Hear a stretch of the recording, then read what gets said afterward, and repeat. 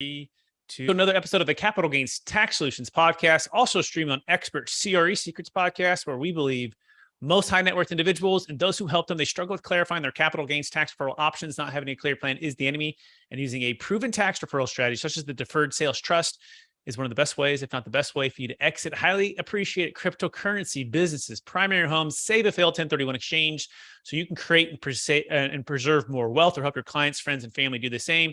I'm your host, Brett Swarts. In each episode, I'm joined by some of the best real estate, financial, wealth, and leadership minds in the world, where they share their ideas, deal stories, and inspiration. So together we can make complex tax deferral strategies simple and passive income plans achievable. Hey, I'm excited about our next guest. He's out of the great state of Florida in the Miami area. He's an entrepreneur. He's a real estate developer. He's a self-made millionaire. He's an investor and mentor, and he is a man of God, and so much more. Please welcome to the show with me, Edwin Carrion. Edwin, how are we doing?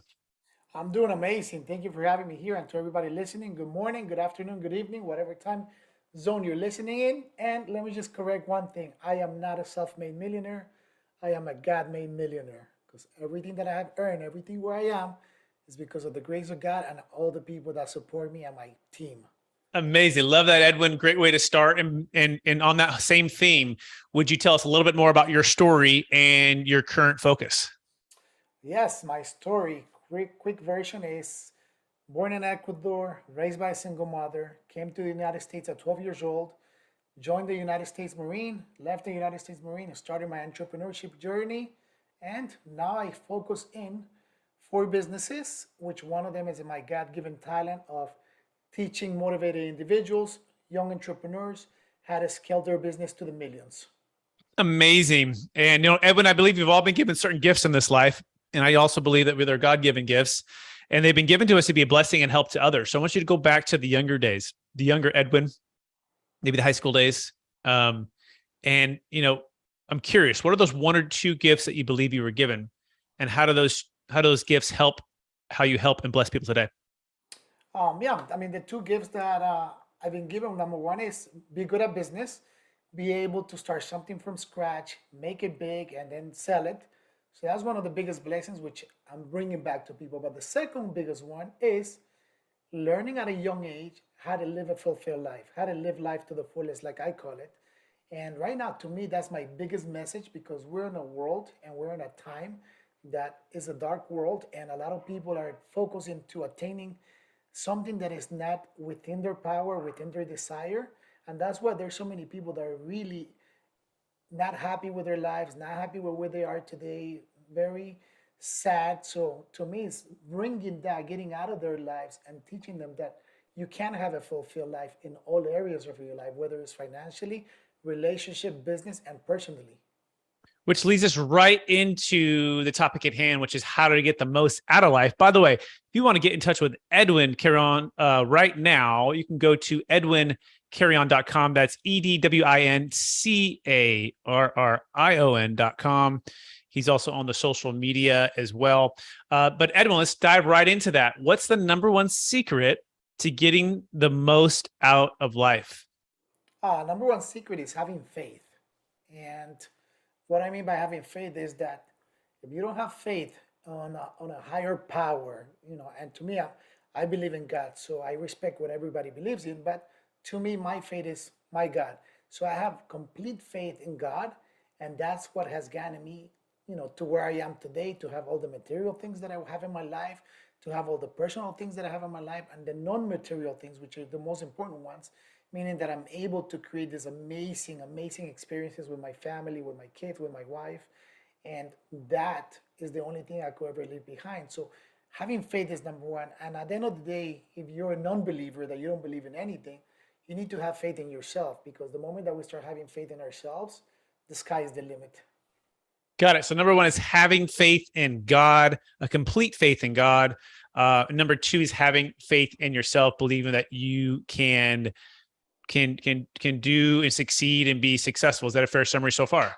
That's exactly the same. And you know what? That one of the things is, and I always put this example is when I was in the Marine Corps. In the Marine Corps, they break you down so much into believing you're not worth it at all, and then from there they bring you up. And once you're in the title of a United States Marine, it's like you're like the hottest thing walking on earth, meaning that there's nobody that can take you down. You're invincible. So thinking of that way is, they make you have that faith in you where no matter what happens, no matter what people tell you, no matter what people think of you, pretty much it doesn't matter. All that matters is what you think of yourself, how you see yourself, how you look at yourself. And that's having strong faith in yourself. Excellent. I love that. Thank you for your service, by the way. And that is a great insight. They break you down and then they bring you back up, and they mold you to have a strong belief in yourself and your abilities. I think that is awesome. So what's the number 3 secret? Number 1 is having faith in God. Number 2 is having faith in yourself. Number 3 secret to how to get the most out of life. Number 3 secret is never give up. Don't give up. And a lot of times, a lot of people, and including me, we tend to want to give up on certain things. And I always go back and I give this example that if you really think back when you were a child and you were learning how to ride a bicycle, you started riding the bicycle, you couldn't do it, you fell down, and your dad was there to tell you, or your dad or your mom or whoever was teaching you at the moment, get back up again, dust yourself up, get back up again and try it. And we kept trying and we kept trying and we kept trying until finally we're able to ride a bicycle.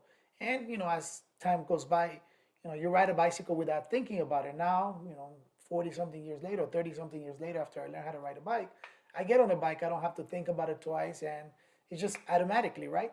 But what happens to a lot of people is that when times get tough, they tend to give up. They stop working on it, and they never get to the point of learning how to successfully do it. So it's never giving up, because if you go back and think about when you learn how to ride a bicycle or when you learn how to do something as a kid and how many times it took until you become good at it, if you bring that same philosophy to yourself as an adult, you're going to be successful because you're not giving up, meaning that you're going to continue going and going and going until you finally succeed. It's going to take some time, but you're eventually going to make it. I think I actually absolutely love that, and that makes sense. Never to give up and to keep pressing forward. I've also heard it said, Edwin, that there's really 2 motivators in life. There's pain and there's purpose, right? And at first, we're here, and part of it's just survival, right? And getting, and you have a chance to get the basic necessities of life, and the basic needs of life and basic desires. And pain is that motivator, but pain is not as strong of a motivator as purpose. In fact, pain is just temporary, because once you're through that pain, we tend to relax or coast, right? It's just human nature. And when we relax and coast, and we don't have a clear purpose, then we ultimately start to feel pain again, because part of it is we're not living out our God-given abilities. We're not living to our full potential. And all of a sudden we're finding out that, wait, just because I'm out of pain and I have, the food and maybe the nice car and the home and the, safe community and good education for my kids, it can feel empty, because it's just so external, right? It's so external. Yes. And versus the internal things that really drive us, which is purpose and meaning and our faith, right? And in building our character and all of the things that move us to purpose or something beyond ourselves. So talk about that correlation. And I want you to go to a place in your life, Edwin, when you were in the pain, but then you moved to purpose. And what was that kind of that tipping point for you? What's that story? What's that moment or that season of your life where everything changed for you? So let's go back, and I love the way that you put pain and purpose, because that's exactly going back into the Marine Corps, because today is my Marine Corps Day topic day. We're getting closer to the Marine Corps birthday, so close to Memorial Day. So let's talk about this. So while I was in the Marines, there's this saying, pain is weakness leaving the body. So when I first started in boot camp, I hated running and I didn't like running, and I was overweight. And when I started running, it used to hurt so much. But again, when you start putting that mentality, pain is weakness, leaving the body, once you get over that weakness and once you surpass that weakness, then there's no longer pain. And then it becomes the purpose of having the healthy body, enjoying what you do, and having that purpose of I need to continue doing this because this is what I like. So whatever you start doing that might be hard for you, we tend not to like. But then eventually, once we overcome that obstacle, we tend to love what we do, and that becomes purposeful. Meaning, for me to grow a business at the beginning, yes, it's a lot of hard work. It's a lot of headaches. It's figuring out how to put the systems in place, figuring out how to put the processes in place. But once I overcome those small obstacles, which is the pain, then it becomes the purpose part. What is the purpose of this business? What do we create? How big do I want it to get? And it's not all about money. It's about, how many people can I employ? Because I know for a fact my purpose is that the bigger my company gets, the more people that I employ, means the more families that I'm able to support, I help out. And that becomes the purpose of some of my businesses. I absolutely love that how you circled it from starting with your pain and your growth, like such as the Marines and your health, right? Something that was personal. And then you move beyond that to your purpose to be able to, help others, right? And to employ others and to solve those challenges for business owners. So let's dive into that. When you touched on that, how you bought businesses and you help others perhaps improve their business or buy businesses and do this. So well, tell us about how you help entrepreneurs or you help people get some financial freedom.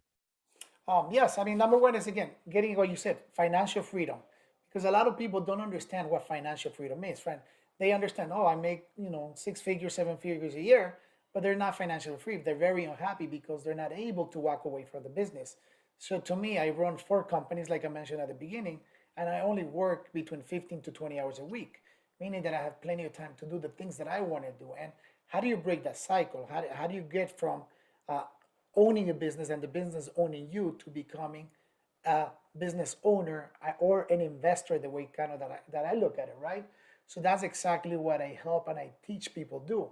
I teach them how to scale their businesses, set it up for an exit, and able to exit that company, or I teach them and I help them how is it that you could systemize this company so the company survives without you.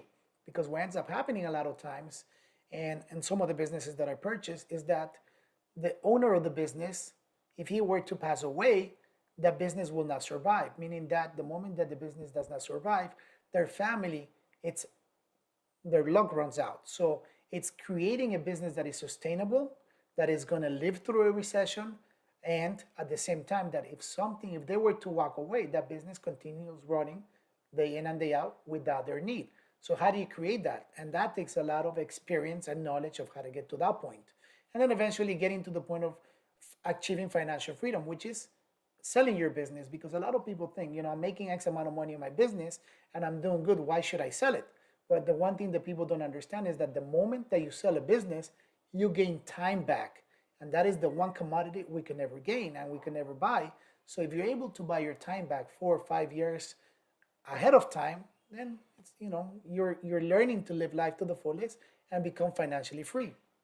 Amazing. I love all of that. In a moment, we're going to talk about when people do exit and they maybe have some capital gains tax and maybe some things that you've helped with that or some strategies you've used personally. It's part of the topic of the show. But before we go there, I want to touch on what you said there. I love the way you said it: scale and systematize to be able to survive without you, or scale and systematize to be able to exit, right, and retire altogether, get your time back.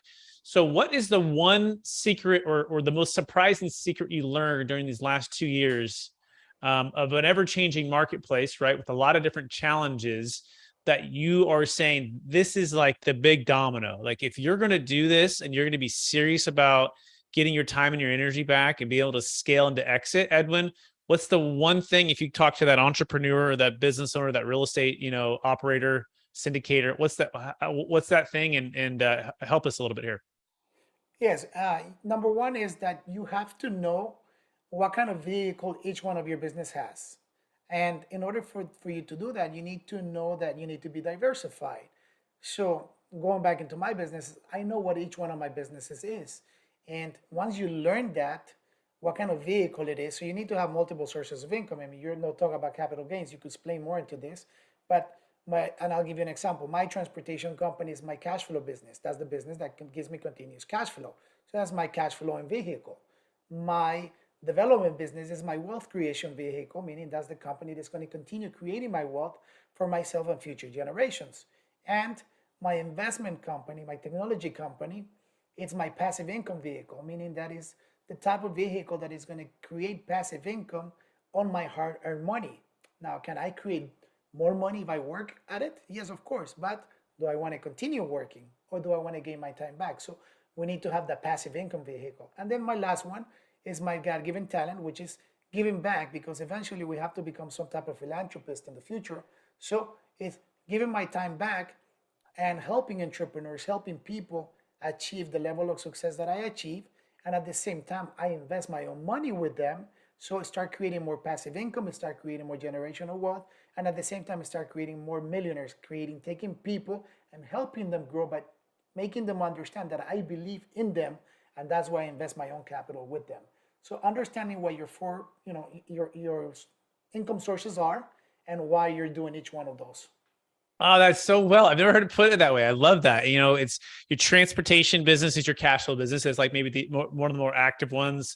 And that's like, hey, I can depend upon this cash flow that's going to maybe pay for my expenses plus some. Then I have my development business, which is like, hey, I'm going to try to hit the doubles and triples and the home runs. It's going to longer term wealth and building. Then you have the passive income vehicle, which you also are investing other assets that aren't taking up as much as your time. You're clarifying the roles for the businesses and the investments is what you're doing, and you're understanding what those vehicles are.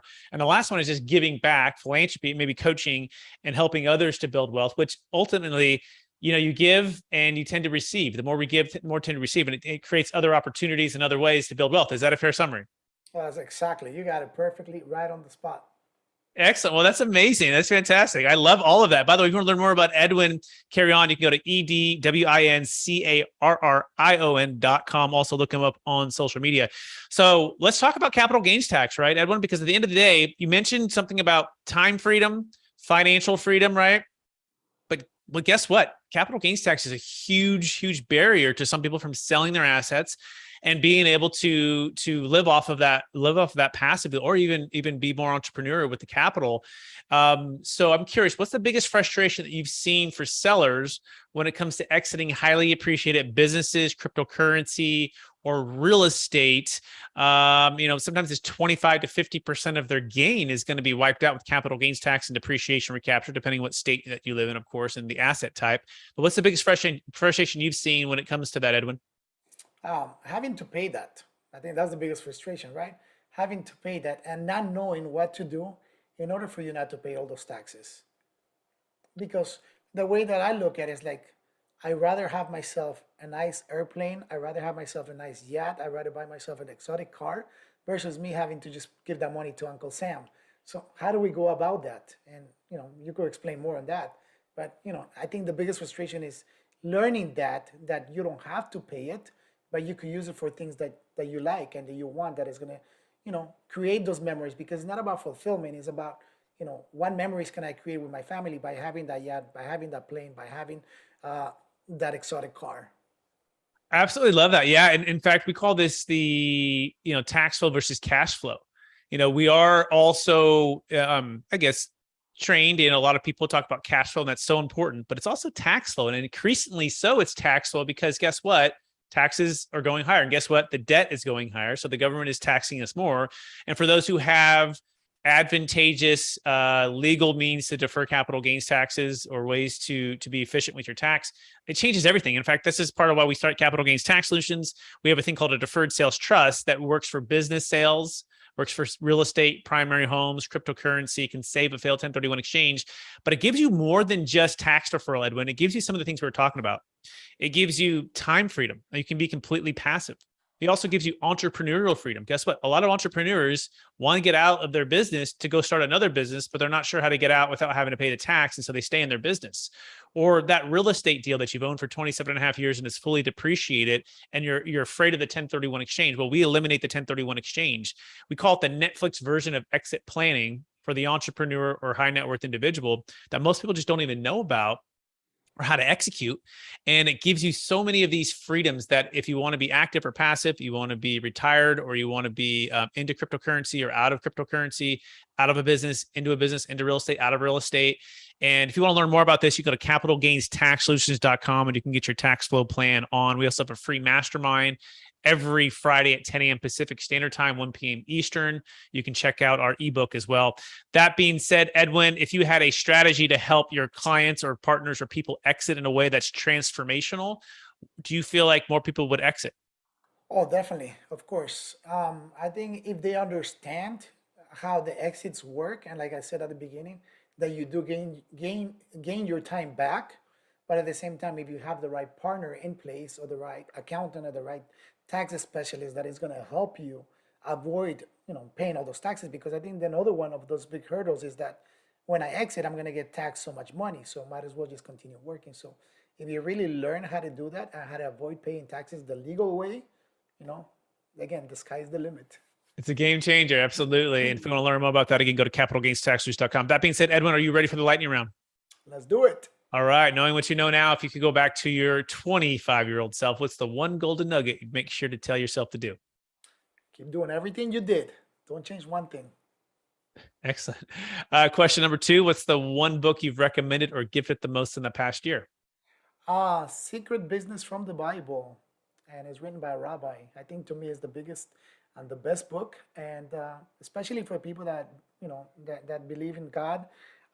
There's a lot of negative beliefs around being successful and having money. And that book just opens up your mind to how much abundance you could have in your life. Beautiful. Secret Business from the Bible. Business Secrets from the Bible. Business Secrets from the Bible. Okay, got it. Excellent. I'm going to check it out for sure. Question number 3. What are you most curious about right now?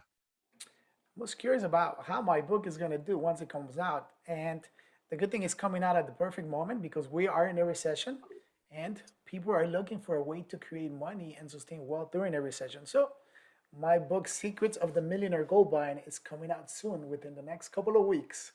Excellent. Secrets of the Millionaire Gold Buyer. By the way, you can defer capital gains taxes on the sale of gold too, right? Using the Deferred Sales Trust. I had to plug that, Edwin, because most people don't realize it works for every asset type. Man, by the way, I didn't even know this book was coming out. I probably should have done some of my research. Edwin, let's talk about this book real fast, man. What's the number one secret to being a gold buyer? Number one secret is learning how to buy gold. And that's so simple because a lot of people don't understand. That's exactly how I created a lot of my wealth during the last recession. And I was able to get back on top after going bankrupt. And right now is the time to do it. If you hear anywhere, we are in a recession. People are just not looking at it, but we are in a recession. And it's going to hit us hard next year. So if you're prepared for it, if you're prepared how to get out of a recession, or if you have money, learn how to create more wealth and increase wealth during a recession. This is the way to go. This is the way to do it. Edward, I don't know if you know this, but I just invested into a gold mine. And I know this sounds kind of wild. And I never thought I'd invest into a gold mine here in California too, by the way. And so far it's going really, really well. And it might be one of the best investments ever. And it's exciting to say the least.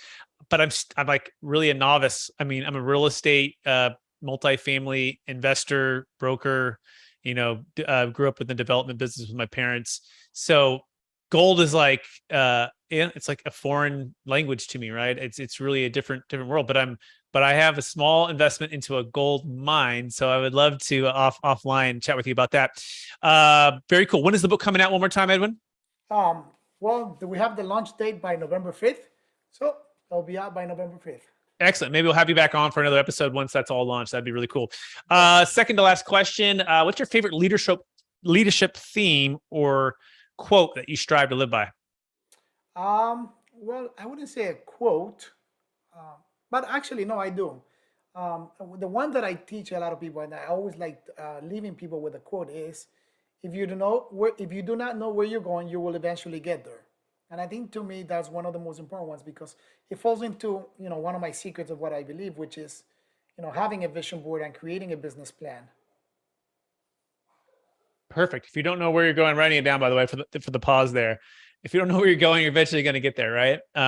Absolutely. And if you don't have your vision board or if you've done your business planning for 2023, now's a great time, everybody. It's already in November. Thanksgiving's going to be here, then Christmas. And, business planning, so important. Vision board, so important. My wife and I did our first big vision board last year. And I actually have it right here by my desk. Look at it every single day. So I encourage you guys to do vision board planning as well as business planning.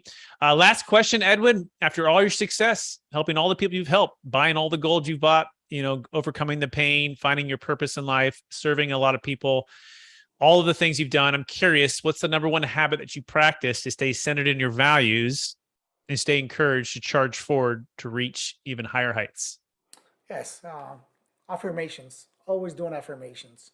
And if you don't know what an affirmation is being grateful for everything that you have in your life, meaning that having that routine that every morning you wake up and just look at yourself in the mirror and be grateful for everything that you have in your life, for everything that you have accomplished, because we don't give enough credit to ourselves. So the moment that you start giving credit to yourself and telling yourself, you did a great job at this, how grateful you are for that, and just for being alive and being healthy, life goes a long way. Edwin, Carrion, I want to thank you for being on the show.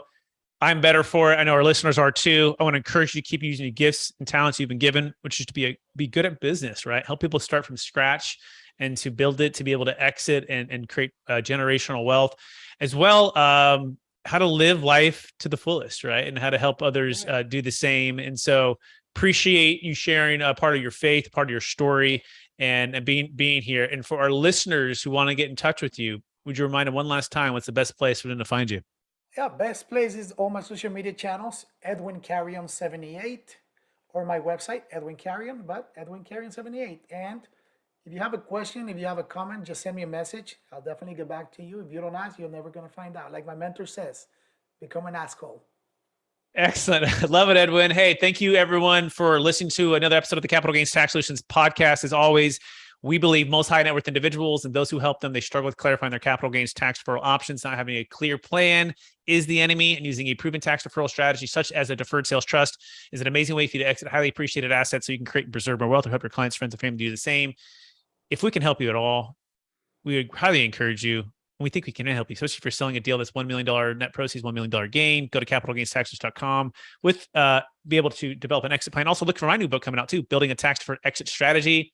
And it's a proven playbook for unlocking your wealth plan when selling assets of any kind for yourself or for your clients. We have people like Kevin Harrington from Shark Tank and some others that are in the book that are really smart. So check that out. Again, that's capitalgainstaxsolutions.com. We also thank everybody who's listening to us on Expert CRE Secrets podcast and YouTube channel as well.